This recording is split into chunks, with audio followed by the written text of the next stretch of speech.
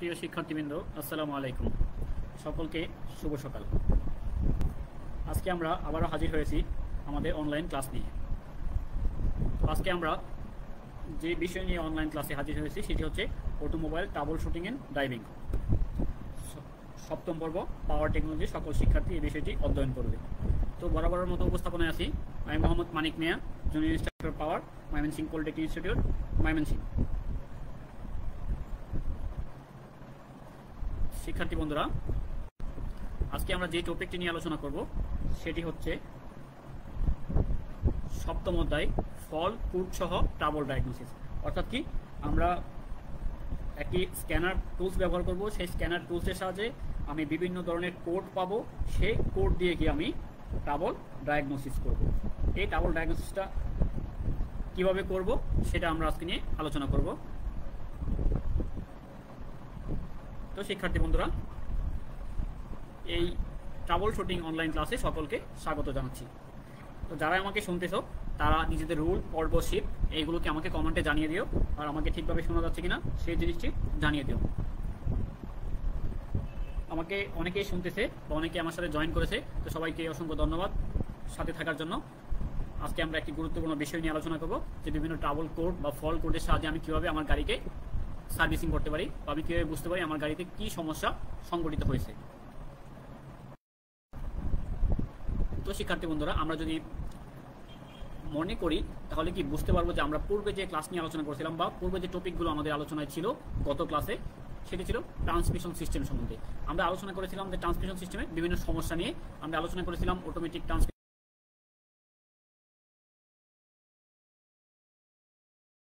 করেছিলাম ট্রান্সমিশন সিস্টেমকে বিভিন্নভাবে কীভাবে আমি টেস্ট করতে পারি, সেই টেস্ট সমূহ নিয়ে আমি আলোচনা করেছিলাম। তারপর আমরা সিবিটি ট্রান্সমিশন কি, কন্টিনিউয়াস ভেলোসিটি ট্রান্সমিশন কি, সেই ট্রান্সমিশন সিস্টেম নিয়ে আমরা আলোচনা করেছিলাম। তো শিক্ষার্থী বন্ধুরা, যদি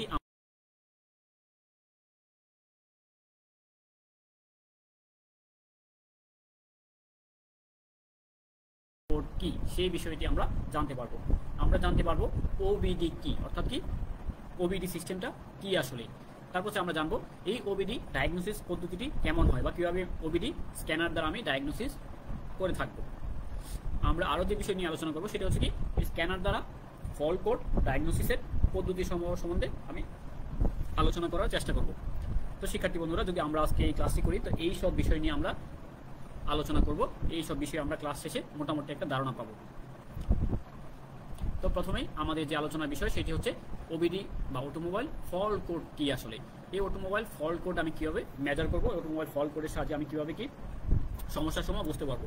তো প্রথমে আমরা জেনে নিব কি অটোমোবাইল ফল কোড সমূহ কি। অটোমোবাইল ফল কোড বলতে মোটরযানের ত্রুটি, সমস্যাদি এবং সেটি সার্ভিসিংয়ের কোডকে বোঝায়। অর্থাৎ যে কোড দেখে আমি বুঝতে পারবো আমার সমস্যাটি কোথায়, সেই কোডকে আমরা অটোমোবাইলের বিভিন্ন ধরনের ফল কোড বলে থাকি। বিভিন্ন ধরনের সাংকেতিক চিহ্ন দ্বারা এই অটোমোবাইল ফল কোডগুলোকে চিহ্নিত করা হয়ে থাকে। আর এই অটোমোবাইল ফল কোডগুলো পাওয়ার জন্য আমার একটি কি ওবিডি স্ক্যানার ব্যবহার করতে হবে, যে স্ক্যানারের সাহায্যে কি আমি এই ফল কোডগুলো পেয়ে থাকবো। আমরা একটি চিত্র দেখতে পাচ্ছি, এই চিত্র থেকে আমার OBD2 একটি স্ক্যানার আছে, ছোট স্ক্যানার আছে।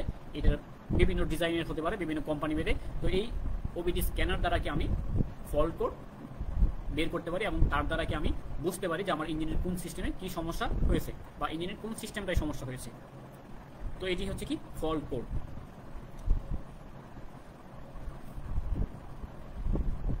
তো শিক্ষার্থী বন্ধুরা, আমরা যেহেতু ওবিডি স্ক্যানারের সাহায্যে ফল্ট কোড নির্ধারণ করব বা নির্ণয় করব, তাহলে কি আমরা জেনে নিই যে ওবিডি কি। ওবিডি অর্থ হলো কি অন বোর্ড ডায়াগনোসিস। অর্থাৎ কি অন বোর্ড ডায়াগনোসিসের সাহায্যে কি আমি এই ফলগুলোকে নির্ণয় করব। এই ওবিডিটি 1 অথবা 2 এই দুইটা ভার্সনের হয়ে থাকে। 1 দ্বারা আমি যেসব কাজ করতে পারবো, 2 দ্বারা কি তার চেয়ে কি আপডেট কিছু কাজ আমি করতে পারবো, তার থেকে আমি বেশি ফল্ট কোড পেয়ে থাকবো। এইসব স্ক্যানার দ্বারা কি আমি মূলত কি ফল্ট কোড নির্ণয় করব। সেই ফল্ট কোডগুলো দেখে সেই ফল্ট কোডগুলো কী কারণে হতে পারে সেই সম্বন্ধে কি আমার ধারণা তৈরি হবে। তো অধিকাংশ মোটরযানে বোর্ড ডায়াগনোসিস পদ্ধতি দ্বারা কি দুটি উপায়ে জমাকৃত এই ফল্ট কোড সমূহ কি দেখা যায় বা কি উদ্ধার করা যায়। তো আমরা একটি ওবিডি স্ক্যানার দেখতে পাচ্ছি, এটি OBD2 স্ক্যানার। এই OBD2 স্ক্যানারে কি এরকম বিভিন্ন ধরনের কি আমার বটন থাকে, এরো চিহ্ন থাকে। তারপর হচ্ছে যে কি আমি সিলেক্ট করার জন্য কি ওকে বাটন চাপবো, এরকম বিভিন্ন কি বাটন থাকে যেগুলোর সাহায্যে আমি ওবিডি সিস্টেমকে অপারেট করতে পারবো। এই অপারেটের জন্য এই বাটনগুলোকে আমি ব্যবহার করতে পারবো। ESC অর্থাৎ হচ্ছে কি এটা দিয়ে কি আমি পেছন দিকে ব্যাক করতে পারবো।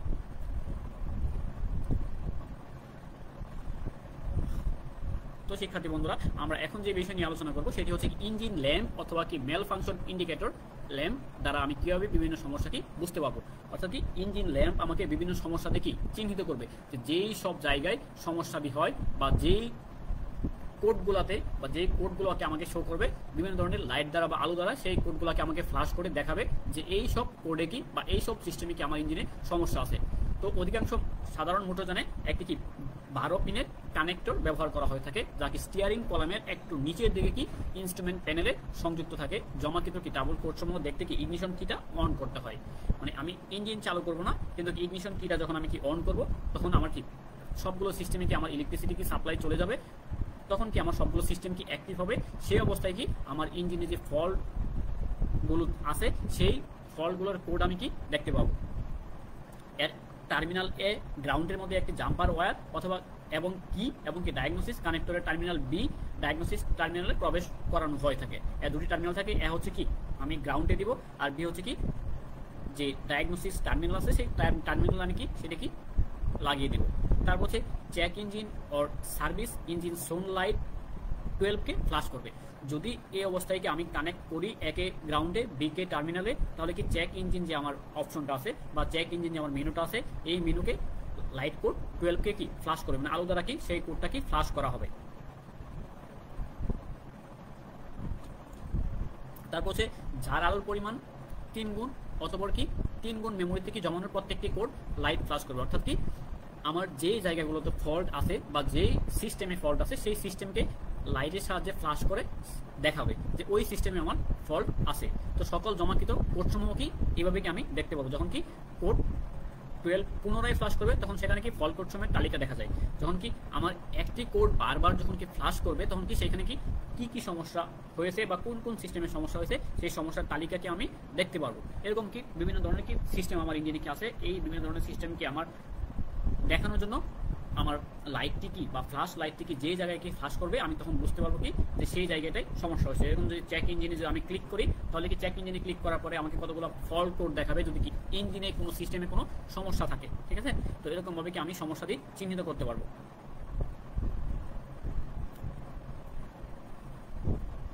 তারপর যখন একের অধিক ট্রাবল কোড থাকে, যখন কি ট্রাবল কোড কি একের অধিক থাকে বা 4, 5টা 10টা এরকম থাকে, তখন কি স্বল্পতম কোডের কারণ সঠিকভাবে কি সমন্বয় করা হয় যদি না সার্ভিস ম্যানুয়াল দ্বারা অন্য কিছু নির্দেশিত হয়। যেরকম কি আমি 10টা কোড পেলাম, এই 10টা কোড কি আমি দেখবো আমার সার্ভিস যে ম্যানুয়াল আছে। আমি যখন কি একটি ইঞ্জিন কিনেছি কোনো কোম্পানি থেকে, সেই কোম্পানি আমাকে একটা সার্ভিস ম্যানুয়াল দিয়েছে। তো সেই ম্যানুয়ালের মধ্যে বিভিন্ন ধরনের কি কোড দেওয়া আছে যে কোন কোডের মিনিংটা কি। তো যেসব কোড আমি ওই OBD2 স্ক্যানার দ্বারা পাবো সেই কোডগুলোকে আমি এই সার্ভিস ম্যানুয়ালের সাথে মিলিয়ে দেখবো যে কি সমস্যা আমার বা কোন সিস্টেমের সমস্যা বা আমার কি প্রতিকার করতে হবে। তো মেরামত কার্য সম্পূর্ণ হওয়ার পর মেমোরি থেকে কোড সমূহ কি পরিষ্কার করা হয়। অর্থাৎ কি আমার মনে করা যায় কুলান্ট টেম্পারেচার সেন্সর ফল্ট, তাহলে কি আমার কুলান্ট টেম্পারেচার সিস্টেমে হয়তো কোনো কি ওয়্যার খুলে যেতে পারে অথবা কি কুলান্ট টেম্পারেচার সেন্সর কি নষ্ট হয়ে যেতে পারে। তাহলে কি সেটা পরিবর্তন করার পরে আমি যদি কি রিসেট বাটনে ক্লিক করি তাহলে কি আমার এই কুলান্ট টেম্পারেচার সেন্সরের জন্য যে কোডটি আছে সেই কোডটি কি রিসেট হয়ে যাবে। আর যদি কি সমস্যাটি সমাধান না হয় সেই ক্ষেত্রে কি আমার এই কোডটি কি রিসেট হবে না।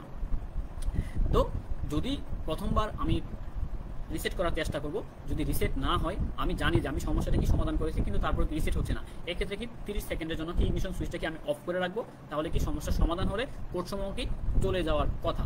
যদি না যায় তাহলে বুঝতে হবে কি আমার সার্ভিসিং বা আমার যে কাজ করার কথা সেই কাজটি আমার সঠিকভাবে কি সম্পূর্ণ হয়নি, এই জন্য কি আমার ফল্ট কোডটা কি যাচ্ছে না। তো বর্তমানে কি সর্বাধিক বা আধুনিক স্ক্যানারগুলোতে রিসেট অপশন থাকে যার সাহায্যে কি ফল্ট কোড সমূহকে সহজেই রিসেট করা যায়। এরকম কি ইগনিশন সুইচ কি অফ করতে হয় না। ইগনিশন সুইচ অফ না করেও কিন্তু আমি ফল্ট কোড সময় রিসেট করতে পারি শুধু কি রিসেট বাটন ক্লিক করে। আর যেই সব স্ক্যানারে যেরকম OBD1 সেই সব স্ক্যানারে হয়তো কি রিসেট বাটনটি নেই, সেই ক্ষেত্রে তোমাকে যে কাজটি করতে হবে সেটি হচ্ছে কি তোমাকে ইগনিশন সুইচটা কি 30 সেকেন্ডের জন্য অফ করতে হবে। আবার যখন তুমি পুনরায় ইগনিশন সুইচকে অন করবে তখন যে সমস্যাটি তুমি সমাধান করেছো সেই সমস্যার জন্য যে কোডটি ছিল সেই কোডটি আর থাকবে না। তাহলে বুঝতে হবে কি আমার সমস্যাটি সমাধান করা হয়েছে।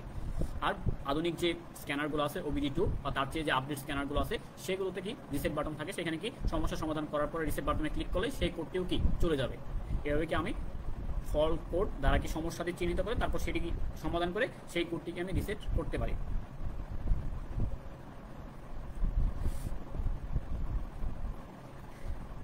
দেখো শিক্ষার্থী বন্ধুরা, আমরা একটি চিত্র দেখতে পাচ্ছি।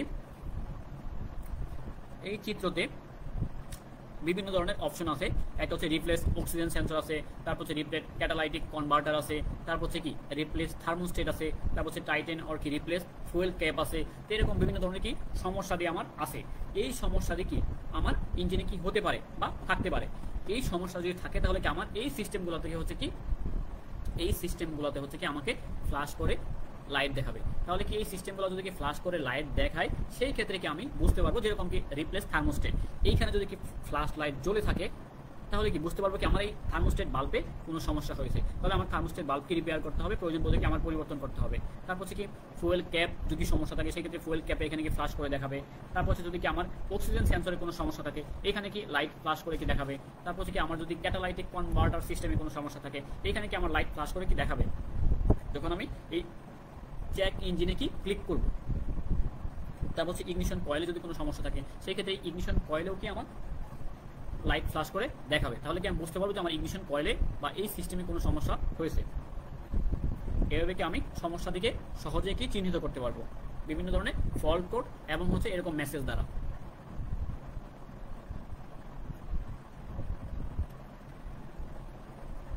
তো শিক্ষার্থী বন্ধুরা, আমরা এখন বিভিন্ন যানবাহনের বিভিন্ন ফল্ট কোড নিয়ে কি আলোচনা করব। ফল্ট কোডটিকে অন্য কথায় কি ট্রাবল কোড বলা হয়। ফল্ট কোড বলতে কি তার কোনো সমস্যা হয়েছে, তার কোনো ত্রুটি হয়েছে, সেই কোডটাই আমি সেই জিনিসটি আমি কি কোডের সাহায্যে কি উপলব্ধি করতে পারবো। ফল্ট কোডকে অন্য কথায় কি সার্ভিস কোডও বলা হয়ে থাকে। আর অটোমোবাইলের ফল্ট কোড হলো কি মোটরযানের দোষ সমস্যা দিয়ে এবং সেটি সার্ভিসিং এর কোডকে বোঝায়।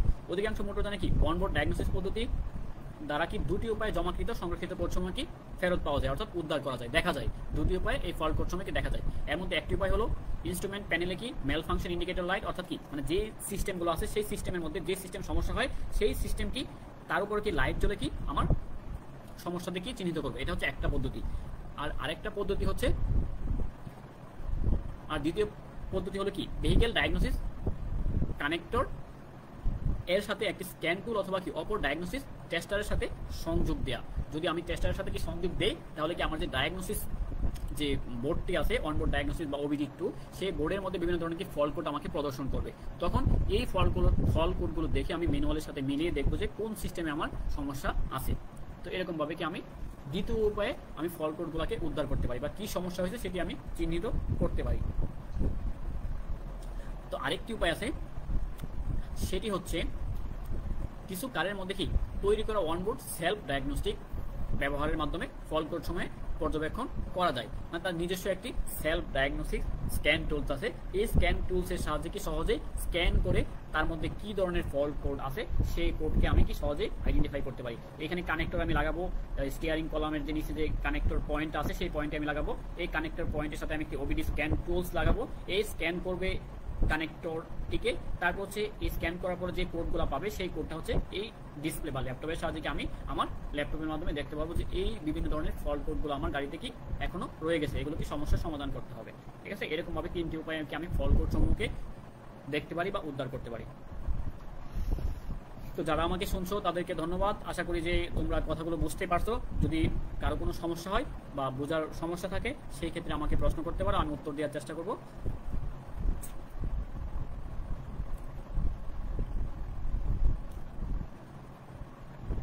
তো আমাদের যানবাহনে মূলত যেসব সেন্সর ব্যবহার করা হয় বা যেসব সিস্টেম ব্যবহার করা হয় সেই সব সিস্টেমে বিভিন্ন ধরনের সমস্যা দেখি হয়ে থাকে।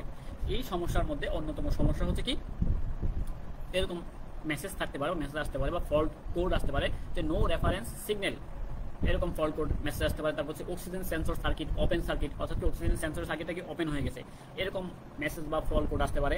তারপর হচ্ছে কুলান টেম্পারেচার সেন্সর কি সার্কিট হাই টেম্পারেচার ইন্ডিকেটেড, এরকম সমস্যা আসতে পারে। তারপর হচ্ছে coolant temperature circuit low temperature indicated, এরকম থাকতে পারে। তার থ্রটল পজিশন সেন্সর প্রবলেম থাকতে পারে, থ্রটল পজিশন সেন্সর কি ভোল্টেজ লো, এরকম সমস্যা থাকতে পারে। তারপর হচ্ছে ইনটেক এয়ার টেম্পারেচার সেন্সর সমস্যা থাকতে পারে। এরকম বিভিন্ন ধরনের কি আমার সমস্যাটি আমার ইঞ্জিনের মধ্যে দেখা যায়।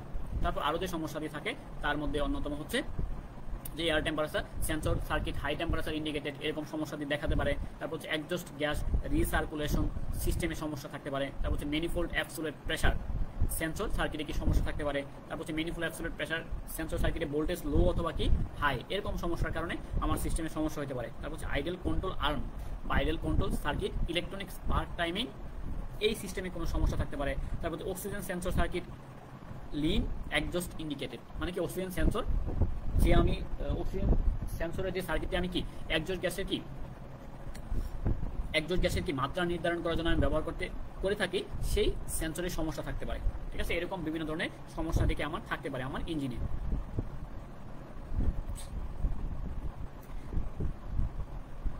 এই ওবিডি ডায়াগনোসিস পদ্ধতি আসলে কিরকম হয়, যে অনবোর্ড ডায়াগনোসিস যে পদ্ধতিটি আছে সেই পদ্ধতি আসলে কিরকম হয়। তো ওবিডির পূর্ণ অর্থরূপ আমরা ইতিপূর্বে জেনে নিয়েছি। ওবিডি হলো কি onboard diagnosis, electronic fuel injection বা ইএফআই পদ্ধতি সমূহ একটি ইলেকট্রনিক কন্ট্রোল মডিউল দ্বারা নিয়ন্ত্রিত হয়। ইএফআই সিস্টেমে আমার একটি কি ইসিএম থাকে, অর্থাৎ কি ইলেকট্রনিক কন্ট্রোল মডিউল থাকে। এই কন্ট্রোল মডিউল কি ইসিইউ হিসেবে কাজ করে। এই ইসিইউ থেকে বিভিন্ন ধরনের তথ্য সংগ্রহ করা হয়। অধিকাংশ কি ইলেকট্রনিক কন্ট্রোল মডিউল সিস্টেম একটি ট্রাবল কোড সংরক্ষণ করে যার নির্দিষ্ট কোনো সমস্যায় ঘটে থাকে। সুতরাং একটি সংরক্ষিত বা জমাকৃত ট্রাবল কোড সর্বদা কি সমস্যারই কারণ পিন পয়েন্ট করে না। কোড কেবলমাত্র একটি সার্কিট অথবা কি সাবসিস্টেমে কোথায় কোনো সমস্যা আছে এটা নির্দেশ করে। আমরা এই ফল্ট কোডগুলো দ্বারা যে সমস্যাটি চিহ্নিত করতে পারি সেটা হচ্ছে কোনো সিস্টেমের সমস্যা, যেরকম কি আমার অক্সিজেন সেন্সরের সমস্যা। এই অক্সিজেন সেন্সর ফল্ট এরকম যদি আমার মেসেজ আসে তাহলে বুঝতে হবে কি অক্সিজেন সিস্টেমের সমস্যা থাকতে পারে, অক্সিজেন সেন্সরের কেবল সমস্যা থাকতে পারে, অক্সিজেন সেন্সর সমস্যা হতে পারে।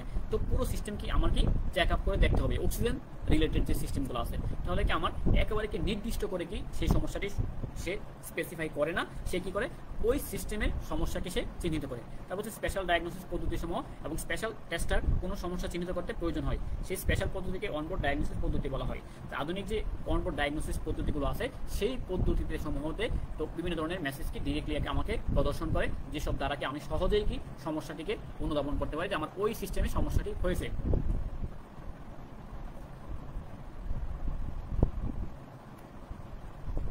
দেখো আমরা কি ওবিডি চিত্র দেখতে পাচ্ছি।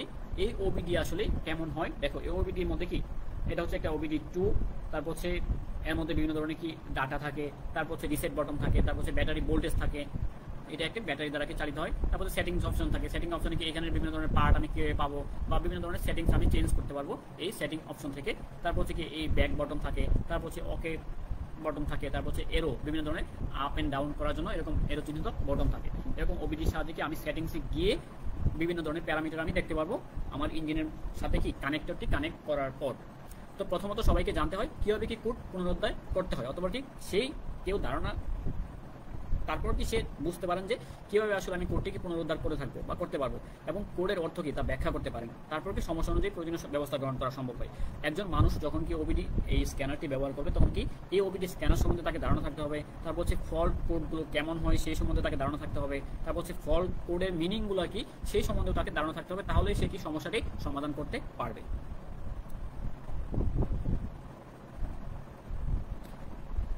তো আধুনিক বিশ্বে ফল্ট কোড নির্ণয়ের জন্য একটি কি সার্বজনীন নিয়ম ব্যবহার করা হয়। মানে ফল্ট কোডগুলো সবই যদি কি একটা স্ট্যান্ডার্ড নিয়মে হয় তাহলে কি যে কোনো স্ক্যানার দিয়ে সেগুলোকে সহজে যে কেউ কি বুঝতে পারবে। এরকম যদি ভিন্ন ভিন্ন সংকেত ব্যবহার করা হতো তাহলে কি এই কাজটি বুঝতে কি অনেক সময় লাগতো। তারপর হচ্ছে এক এক স্ক্যানারে কি এক একটা নিয়ম থাকলে তো একটি স্ক্যানারই সবসময় ব্যবহার করা লাগতো, অথবা কি ভিন্ন একটি স্ক্যানার ব্যবহার করলে তার সম্বন্ধে কি পুনরায় আবার কি তাকে জানতে হতো।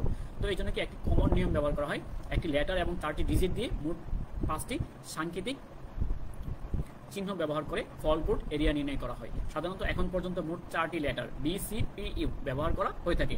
ডি লেটার দ্বারা বডি বোঝায়, অর্থাৎ কি বডি সিস্টেমে যদি কোনো সমস্যা হয় সেটা কি ডি দ্বারা কি নির্দেশ করবে। তারপর হচ্ছে সি লেটার দ্বারা কি চেসিস বোঝায়, চেসিস সিস্টেমে কোনো সমস্যা হলে এই সি লেটার দ্বারা কি সমস্যাটি কি বোঝাবে বা ফল্ট কোডগুলোকে এই সি দ্বারা থাকবে, এটা কি এবিএস এর অন্তর্ভুক্ত। তারপর হচ্ছে পি লেটারে পাওয়া যায় কি পাওয়ার 10, অর্থাৎ কি পাওয়ার 10 সিস্টেমে যদি কোনো সমস্যা থাকে তাহলে কি এই পি লেটার দ্বারা সেটি কি নির্দেশ করবে। এরকম কি আমার বিভিন্ন লেটার দ্বারা কি আমার সমস্যা দিকে নির্দেশ করবে। তারপর আরেকটি লেটার হচ্ছে ইউ লেটার দ্বারা বোঝায় নেটওয়ার্ক সিস্টেম, অর্থাৎ কি আমার ওয়ারিংয়ে বা বিভিন্ন কোথাও যদি সমস্যা থাকে সেটাকে আমার ইউ দ্বারা প্রকাশ করবে। সেরকম কি একটি ফল্ট কোড মনে করে দেখতে পাচ্ছি আমরা P0302। তো এই পির মিনিং কি পাওয়ার 10, অর্থাৎ কি পাওয়ার 10 সিস্টেমে একটি সমস্যা সংঘটিত হয়েছে। তারপর 0 মিনিং কি স্ট্যান্ডার্ড কোড, অর্থাৎ কি সবার জন্য একটা স্ট্যান্ডার্ড কোড থাকবে, যে ISO এবং কি SAE অর্থাৎ সোসাইটি অফ অটোমেটিভ ইঞ্জিনিয়ার্স কর্তৃক স্বীকৃত। তারপর হচ্ছে 3 কোড থাকতে পারে। এই 3 কোড মানে কি হচ্ছে ইগনিশন সিস্টেমে একটি সমস্যা। প্রথম হচ্ছে কি দেখো P মানে পাওয়ার ট্রেন সিস্টেমের সমস্যা, তারপর হচ্ছে কি 0 হচ্ছে কি একটা স্ট্যান্ডার্ড কোড, তারপর 3 হচ্ছে কি ইগনিশন সিস্টেমের সমস্যা, তারপর হচ্ছে কি 02 অর্থাৎ কি indicate for misfire detect in the second cylinder. দেখো এখানে কিন্তু একেবারে স্পেসিফাই করে দিচ্ছে এই 02 মানে হচ্ছে কি যে আমার 2 নাম্বার সিলিন্ডারে কি মিসফায়ার হচ্ছে। ঠিক আছে, এই কোডটা দ্বারা তাতে আমি বুঝতে পারবো কি যে এই 2 নাম্বার সিলিন্ডারে কি ইঞ্জিনের আমার মিসফায়ার সংঘটিত হচ্ছে। তাহলে কি আমার 2 নাম্বার সিলিন্ডারে আমি হাই টেনশন কেবল চেক করব, স্পার্ক প্লাগ চেক করব, এইসব চেক করে কি আমি সেই সমস্যাটা কি সহজেই কি সমাধান করতে সক্ষম হবো। এভাবে কি আমি ফল্ট কোড দ্বারা কি সহজে একটি সমস্যারই সমাধান করতে পারি।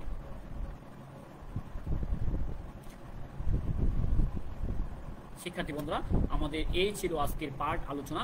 এই পার্ট সম্বন্ধে যদি কারো কোনো প্রশ্ন থাকে তাহলে আমাকে প্রশ্ন করতে পারো, আমি উত্তর দেওয়ার চেষ্টা করব। এরকম স্ক্যানার ব্যবহার করে আমি অতি সহজেই কি আমার গাড়ির যে বিভিন্ন ধরনের ফল্ট আছে সেই ফল্টগুলোকে আমি সহজেই নির্ণয় করতে পারি। এই ফল্ট যদি আমি সহজেই নির্ণয় করতে পারি তাহলে কি সেই ফল্ট কি সমাধান করাও কি আমার জন্য অতি সহজ হয়ে যায়। ঠিক আছে, তো এইভাবে কি আমি একটি ফল্ট কোড স্ক্যানার দ্বারা নির্ণয় করে সেটিকে সমাধান করতে সক্ষম হই।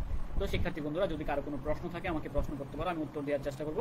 যদি প্রশ্ন না থাকে তাহলে তোমাদের যেই কাজটি করতে হবে সেটি হচ্ছে তোমাদের কিছু বাড়িতে কাজ করতে হবে। যেহেতু আমরা পড়াশোনা করাচ্ছি তোমাদের পরীক্ষার জন্য, পরীক্ষাতে বিভিন্ন ধরনের প্রশ্ন এসে থাকে, তো তোমরা আজকে যে আলোচনা শুনেছো সেই আলোচনা থেকে তোমরা যে প্রশ্নগুলো লিখবে সেটি হচ্ছে কি একটি ইঞ্জিন ল্যাম্প বা মেল ফাংশন ইন্ডিকেটর ল্যাম্পের কাজ কি, সেই জিনিসটি তোমরা খাতায় নোট ডাউন করবে। এর পরবর্তী যে ক্লাসটা আছে, আমি এই বৃহস্পতিবারের ক্লাসটি সামনে বৃহস্পতিবার ক্লাসটি নিব না, যেহেতু আমাদের মিড টার্ম পরীক্ষা হবে হচ্ছে যে সপ্তম অধ্যায় পর্যন্ত। আজকে আমাদের সপ্তম অধ্যায় শেষ, তাহলে শুধু কি আগামী বৃহস্পতিবারে শুধু ক্লাসটি হবে না, এই বৃহস্পতিবারের ক্লাস হবে না, শুধু আগামী বৃহস্পতিবারের ক্লাসটি হবে ঠিক টাইমে। আর এই আজকে মঙ্গলবারের যে ক্লাসটি আছে সেই ক্লাসটি আর হবে না, শুধু বৃহস্পতিবারে একটি ক্লাস হবে, যেহেতু আমাদের সপ্তম অধ্যায় পর্যন্ত আমরা শেষ করতে পেরেছি। তো আজকে তোমাদের বাড়ির কাজ হচ্ছে ইঞ্জিন ল্যাম্প বা ম্যাল ফাংশন ইন্ডিকেটর ল্যাম্পের কাজ কি, একটি স্ক্যানারের গঠন এবং কার্যপ্রণালী বর্ণনা করো। এই প্রশ্নগুলো তুমি খাতায় লিখবে। তারপর হচ্ছে এই সামনের বৃহস্পতিবারের পরের বৃহস্পতিবার যে আছে ওই বৃহস্পতিবার যখন ক্লাস হবে ঠিক টাইমে তুমি কি কমেন্ট বক্সে এগুলো কি আপলোড করে দিবে। ঠিক আছে, তো পরবর্তী আমরা যে অধ্যায় নিয়ে আলোচনা করবো সেটি হচ্ছে কি ভেহিকেল ড্রাইভিং এর ফিটনেস। ভেহিকেল ড্রাইভিং এর ফিটনেসের গুরুত্ব কি, আসলে ফিটনেস কি, সেই বিষয়গুলো নিয়ে আমরা আলোচনা করবো। তো শিক্ষার্থী বন্ধুরা, যদি এই ক্লাসটি এই মুহূর্তে কেউ দেখে না থাকো তাহলে এই ক্লাসটি দেখার জন্য তোমাকে ভিজিট করতে হবে Facebook/ময়মনসিংহ পলিটেকনিক ইনস্টিটিউট অনলাইন ক্লাস এই পেজটিতে। তাহলে তুমি আমার এই এখনের ক্লাসটি যে কোনো সময় দেখতে পাবে। তো সবাইকে এতক্ষণ সাথে থাকার জন্য অসংখ্য ধন্যবাদ। সবাই ভালো থাকবে, সুস্থ থাকবে এই কামনায় আজকের মতো এখানে বিদায় নিচ্ছি। আল্লাহ হাফেজ।